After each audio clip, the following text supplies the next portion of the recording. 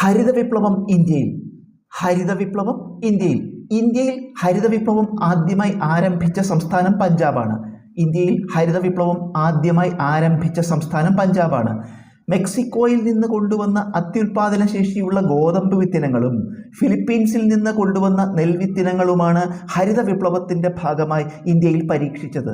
മെക്സിക്കോയിൽ നിന്ന് കൊണ്ടുവന്ന അത്യുൽപാദന ശേഷിയുള്ള ഗോതമ്പ് വിത്തിനങ്ങളും ഫിലിപ്പീൻസിൽ നിന്ന് കൊണ്ടുവന്ന നെൽവിത്തിനങ്ങളുമാണ് ഹരിത വിപ്ലവത്തിൻ്റെ ഭാഗമായി ഇന്ത്യയിൽ പരീക്ഷിച്ചത്.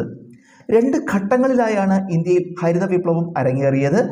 ഒന്നാം ഘട്ടം 1966 മുതൽ 1975 വരെയും രണ്ടാം ഘട്ടം 1975 മുതൽ 1985 വരെയുമായിരുന്നു.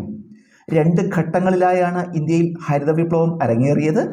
ഒന്നാം ഘട്ടം 1966 മുതൽ 1975 വരെയും രണ്ടാം ഘട്ടം 1975 മുതൽ 1985 വരെയുമായിരുന്നു. ആദ്യഘട്ടം ഗോതമ്പ് വിപ്ലവം എന്നറിയപ്പെടുന്നു.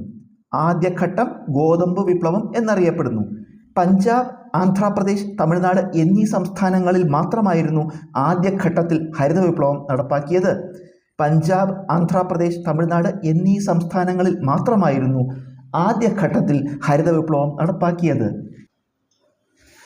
ഹരിത വിപ്ലവത്തിന് നേതൃത്വം നൽകിയത് ഡോക്ടർ MS സ്വാമിനാഥൻ.